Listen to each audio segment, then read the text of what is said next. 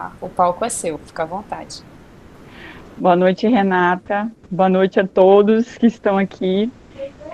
Foi uma. Opa, vida real. Um pequeno garotinho de 4 anos falando aqui. É bem legal.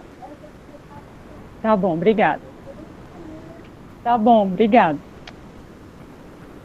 Desculpa, gente, mas vocês já vão entender.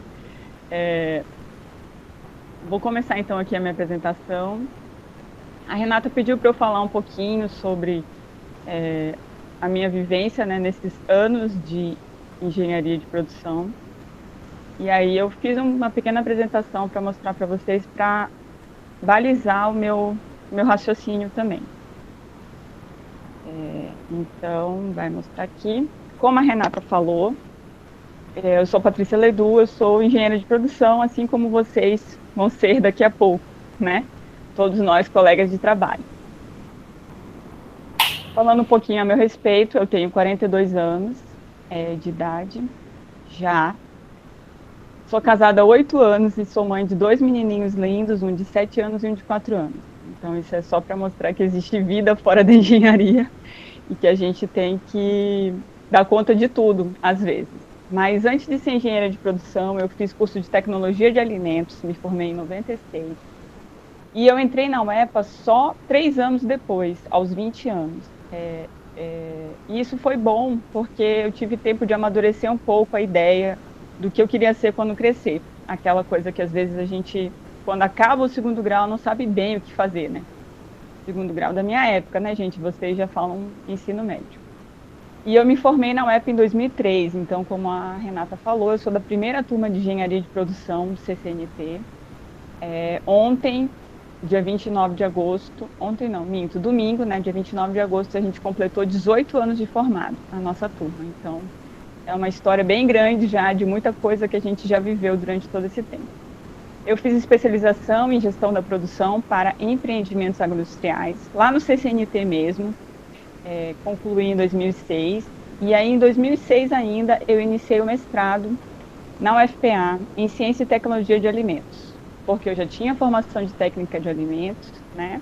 Eu já gostava dessa área, então eu iniciei o mestrado em 2006 em Ciência e Tecnologia de Alimentos, mas não foi bem como planejado, né?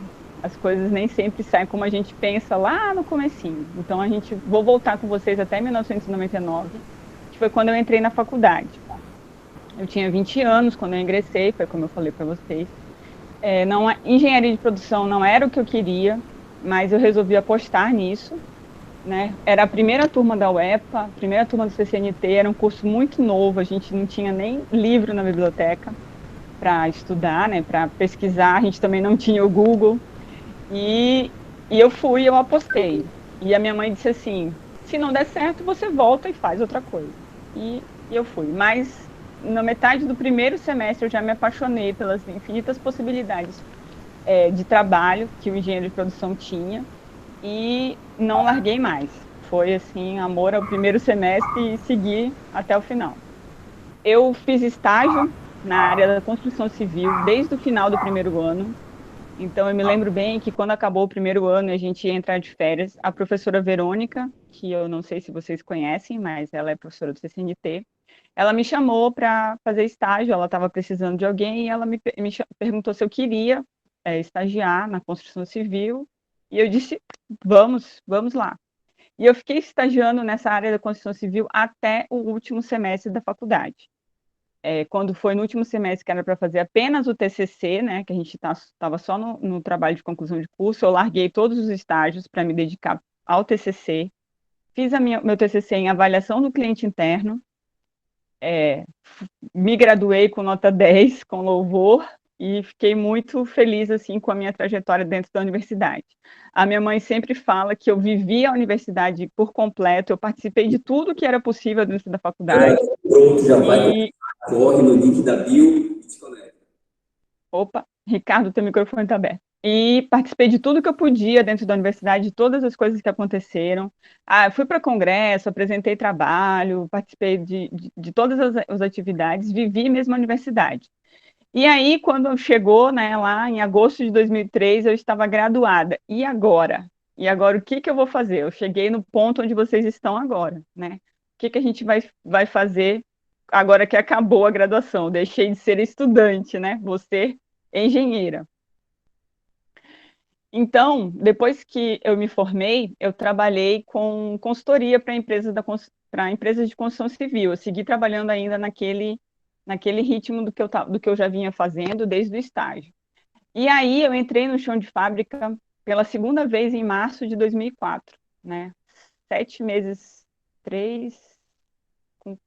8 meses depois de formada eu entrei no chão de fábrica pela segunda vez. E por que que eu digo pela segunda vez? Porque, como eu falei para vocês, eu me formei em tecnologia de alimentos e o curso técnico ele também exige um estágio, né? E aí eu estagiei na ILEA, Indústria de Produtos Alimentícios e Social, acho que muitos de vocês conhecem. Nessa época que eu estava fazendo o nível técnico, e eu fiquei trabalhando lá, eu fui contratada quando acabou o meu curso de nível técnico, e eu fiquei trabalhando por 3 anos até eu entrar na faculdade. Quando eu passei no vestibular, eu saí da fábrica, e aí eu falei pro gerente industrial, quando eu me formar eu volto.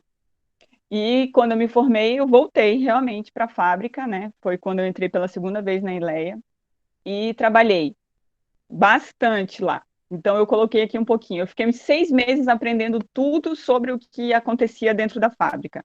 Porque uma coisa é a teoria que a gente vê em sala de aula, e outra coisa é a prática, né? Lá na hora mesmo que está acontecendo. Então, eu passei uns 6 meses só observando o que vinha acontecendo dentro da fábrica para poder verificar o que de melhor eu podia utilizar de tudo que eu conheci, de tudo que eu aprendi durante a graduação, o que que eu podia utilizar. Depois eu passei 8 meses encarregada de produção, na área de produção da fábrica de biscoitos da Ileia. Então, eu fiquei 8 meses trabalhando com uma equipe de 35 pessoas. Então, foi um tempo também de muito aprendizado. E depois eu passei 10 meses como encarregada do controle de qualidade da fábrica, montando o laboratório de controle da qualidade da fábrica. Também foi um tempo muito rico e muito bom para mim. E aí eu coloquei aqui, né, chão de fábrica, o sonho de muitos engenheiros de produção, né? Engenharia de operações, está lá na linha de produção, está acompanhando o processo, está verificando tudo. Isso é o que muitos de nós, quando formados como engenheiros, queremos. Não, eu quero entrar na linha de produção e trabalhar para cima, para lá e para cá e fazer isso. E é muito bom, gente, assim, foi muito rico para mim, foi um aprendizado maravilhoso. E é bom, mas às vezes é pesado. Então, eu coloquei aqui algumas coisas positivas e algumas coisas negativas durante o meu tempo de trabalho no chão de fábrica, literalmente, né? Eu tive um crescimento pessoal muito grande, foi como eu falei para vocês, a gente sai da graduação, às vezes ainda imaturo, né? E trabalhando com outras pessoas, eu tive um crescimento muito grande, principalmente o desenvolvimento de habilidades interpessoais. Eu tive que aprender a lidar com pessoas, e eu não sei como é a grade hoje, depois a Renata pode falar um pouquinho para a gente, mas na nossa época a gente não viu essa questão de habilidades interpessoais, né? E aí você fazer a gestão de uma turma de 35 pessoas e saber lidar com todas as diferenças de cada uma dessas pessoas é bem, bem puxado. Então, isso foi uma das coisas que eu mais desenvolvi estando na fábrica. Aprendi que o trabalho sob pressão é bom, e é muito bom, a gente tem que trabalhar mesmo, a pressão acontece quase que diariamente. Eu consegui alcançar resultados muito positivos, aplicando muito do que a gente viu na graduação, PCP, pesquisa operacional, simulação, trabalho em equipe, trazendo assim tudo, controle de qualidade, tudo que a gente vê na graduação, eu consegui aplicar na fábrica e obtive resultados muito positivos. Isso foi muito interessante porque, assim, em 2 anos eu tinha crescido muito dentro da fábrica e o dono da fábrica dizia assim, nossa, fiz uma boa escolha quando eu te chamei para ficar trabalhando aqui. Porque eu me dediquei ao trabalho, gente. Eu fiz aquilo ali com todo o amor. O mesmo amor que a gente se dedica na graduação, eu me dediquei na fábrica. E eu aprendi a ter a visão do patrão também, porque qualquer coisa que a gente ia fazer, qualquer coisa que a gente sugeria dentro da fábrica, ele perguntava quanto é que eu vou ganhar com isso? E quanto é que eu vou gastar com isso? Então, essa visão de sempre pensar no que o teu patrão ou dono da empresa vai, né? Mesmo que seja uma empresa pequena, que você consiga ter acesso ao dono diretamente, ou uma empresa grande de acionistas, sempre a gente tem que ter esse pensamento que ele vai querer saber o que ele vai ganhar com isso e o que ele vai pagar para poder crescer, para poder implementar aquela melhoria que tu está propondo, para poder ver o resultado do teu trabalho na linha de produção. Então, a gente tem que ter essa visão. E o que de negativo eu aprendi na fábrica? O trabalho sob pressão é constante, é todo dia. Não tem assim, véspera de prova eu vou me esforçar para estudar hoje. Não tem isso, gente. É todo dia, a pressão é constante. Você tem que pensar e buscar lá tudo que tu estudou, tudo que tu aprendeu e ler e fazer leituras. Lógico, né? Como eu falei, a gente não tinha o Google, então eu ia para a biblioteca, pegava os livros, fazia buscas do que eu poderia melhorar. E isso foi, assim, uma coisa que, de certa forma, dentro da fábrica é negativa, é essa pressão constante, você não tem descanso. Final de semana e feriado, oi, às vezes não existe, gente, sabe? Final de semana e feriado, se a fábrica estiver trabalhando, se tiver tudo rodando, se tiver na programação da fábrica, você não tem final de semana e feriado. Então, uma dedicação ímpar, assim, de você, às vezes, esquecer de você. Então, o social fica abalado, certas vezes. Horários nem sempre convencionais. O que eu quis dizer com isso? Gente, eu já fui para a fábrica 3 horas da manhã, receber uma ligação do dono e dizer assim, olha, deu um problema agora aqui, vem aqui resolver. Então, às vezes a gente tinha que ir para lá de madrugada para resolver um problema que deu na linha, porque a fábrica é 24 horas, ela não para. E aí, tu tá na tua casa, bem lá quietinho, chegou ainda agora, jantou e tá dormindo, e aí o gerente da linha liga, gente, olha, deu problema aqui, vem para cá resolver. E tu tem que ir. Então, às vezes a gente passava por essas situações. E isso trazia um cansaço físico mesmo, sabe? Assim, um cansaço extremo às vezes, porque tu não tinha descanso sábado, domingo, feriado, tava lá trabalhando. Então, eu aconselho a vocês que são jovens ainda, como diz o povo, jovens, a façam atividade física, porque isso vai ajudar na fábrica. Você anda muito, quando é uma linha de produção, como por exemplo a fábrica de biscoitos, é quase 800 metros de linha, e aí tu anda para lá e para cá, tu caminha nessa linha, olhando todos os parâmetros, conferindo, verificando, e isso durante muitos dias, durante meses, durante anos, faz com que a tua condição física seja necessária. Então, o cansaço físico vem mesmo quando a gente não está preparado e precisa ter essa. Se vocês puderem fazer atividade física, façam, gente. Então, vou mostrar uma linha do tempo aqui rapidinho para vocês entenderem o que aconteceu na minha vida depois. Eu fiquei trabalhando no chão de fábrica de 2004 até 2006. Eu fiz a especialização em gestão da produção, eu já estava na fábrica, né, como eu falei para vocês, só que eu fazia as aulas aos sábados, à tarde, então eu conseguia ter um pouco de tempo para estudar. E por que eu estou dizendo aos sábados à tarde? Porque o nosso horário era sábado até 1 da tarde, e depois o meu expediente de segunda-feira começava no domingo às 4 da tarde. Então eu tinha esse pouco de final de semana ali para estudar, e eu segui fazendo a especialização. Só que em 2006 eu passei no mestrado na UFPA. E aí, quando eu fui falar com o gerente industrial que eu queria uma terça-feira à tarde para assistir aula lá na UFPA, ele disse que não, que eu não poderia estudar. Ele disse que isso não ia enriquecer o meu salário. E foi o que ele falou. Isso não vai mudar o seu salário, só vai te trazer conhecimento. E eu disse assim, é isso que eu quero, é isso que eu estou buscando, conhecimento. Eu não estou buscando salário no momento. E então, eu pedi para sair da fábrica em 2006, né, e seguir fazendo o meu mestrado. Então, eu fiquei durante esse período, e eu sabia que, não, quando eu acabar o mestrado, eu tento voltar para o chão de fábrica. Só que nesse meio tempo, eu recebi um e-mail de uma amiga, e ela falou assim, olha, vai ter um concurso da Embrapa e tem vaga para engenheiro de produção. E foi a primeira vez que eu vi o concurso que tinha para engenheiro de produção que não fosse a Petrobras, né, na época. Foi o primeiro e único concurso praticamente que eu fiz, e eu passei no concurso, passei na prova, eu me dediquei um pouco, eu estava fazendo mestrado, então eu estava estudando, né, estava nisso, e eu me dediquei e passei no concurso.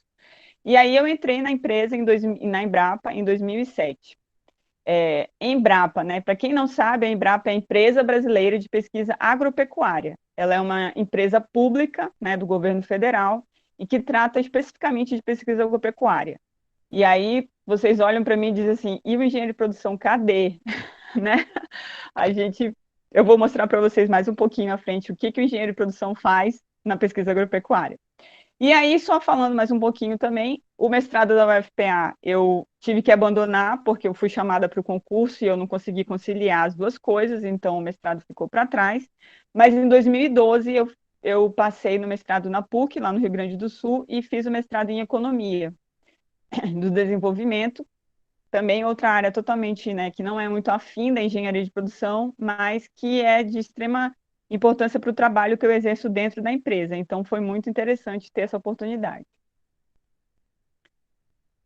Agora, falando um pouquinho da Embrapa. De novo, né, eu tive um crescimento pessoal também muito grande desde que eu entrei na empresa. Eu continuo na Embrapa até hoje, então eu tenho 14 anos de empresa. Isso me proporcionou um crescimento também muito grande, porque é outro ramo de trabalho, gente, totalmente diferente.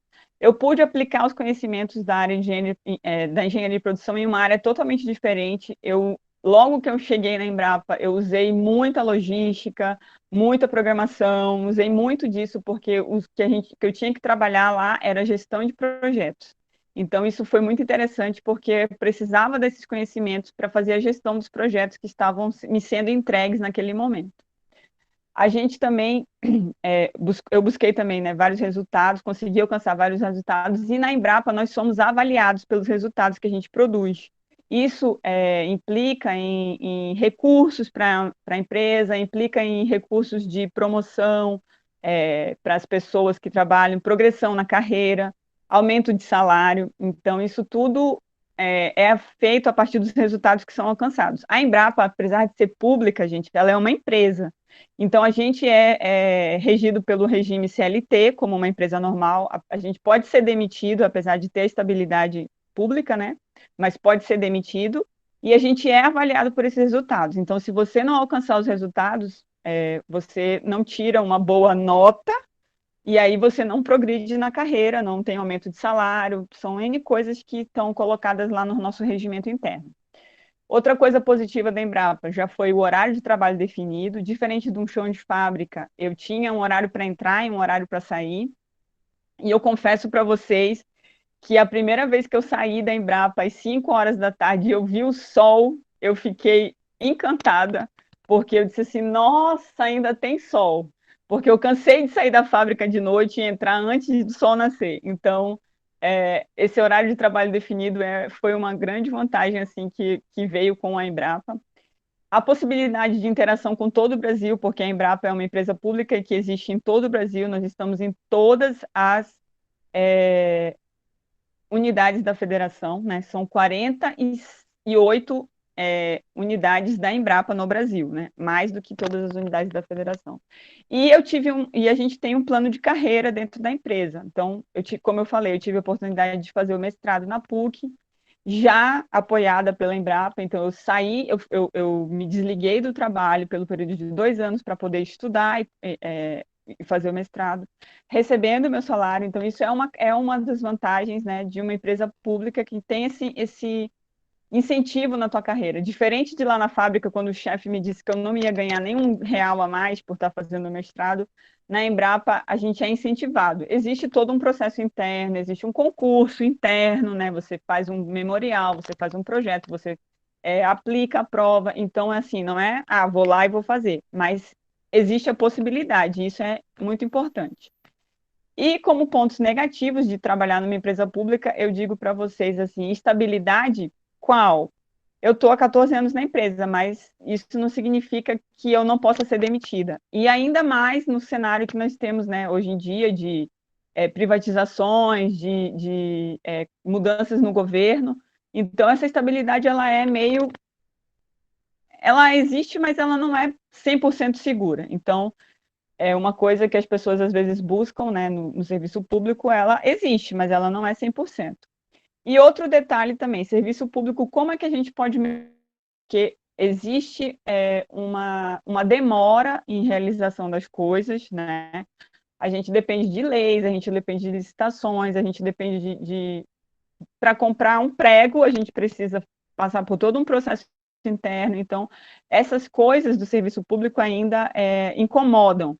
Eu, como engenheira de produção, certo, gente? Mas a gente consegue empurrar, impulsionar um pouco e melhorar as coisas mostrando resultados. Então, essas duas questões negativas do emprego público também é para a gente pensar um pouco. E aí foi como eu coloquei, emprego público, a segurança que muita gente busca. Muita gente pensa, não, vou fazer um concurso e está tudo bem. Mas, gente, com o cenário atual, isso não é mais real. As empresas públicas estão sendo privatizadas. Na Embrapa se fala muito sobre isso, sobre privatização. Muita gente que trabalha lá, que teve lá o seu primeiro emprego, a Embrapa tem 47 anos, 47 ou 48, não me lembro agora. Mas a Embrapa tem mais de 40 anos de existência e tem gente que só trabalhou lá, nunca trabalhou em outro lugar. Então, quando se fala em privatização, essas pessoas ficam apavoradas, porque elas não têm ideia do que vai ser. E quem tem experiência de vir da empresa privada para uma empresa pública sabe como é só você trabalhar, é só você fazer a sua parte que as coisas vão seguir adiante. Então, essa segurança, ela já não é mais como era antigamente, no tempo dos nossos pais, né? Ou dos avós de vocês. Eu não sei a média de idade de vocês, mas é isso. Então, o emprego público é uma opção para o engenheiro de produção também, mas não pensem que é o fim da vida. Vou me aposentar aqui e pronto. Porque nem sempre você vai conseguir implementar tudo que você viu na faculdade, e às vezes isso pode chegar a se frustrar.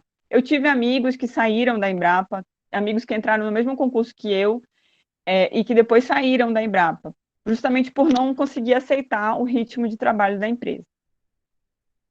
E uma outra possibilidade para quem está se formando é empreender, né, gente? Então, empreender é você fazer a cabeça funcionar de uma outra forma, pensar em coisas diferentes, em tentar montar a minha própria empresa. Com certeza, como a Renata falou, alguns de vocês, né, já estão trabalhando com marketing digital, já estão trabalhando com coisas diferentes, o mundo mudou muito, né, gente, e o empreendedor, ele tem essa possibilidade de trabalhar, às vezes, de casa, né, com alguma coisa que seja conveniente para mim. E eu também, após 14 anos de empresa, também estou empreendendo. Então, junto com o meu marido, a gente está montando um negócio que ainda está em montagem, né? Ainda não está pronto.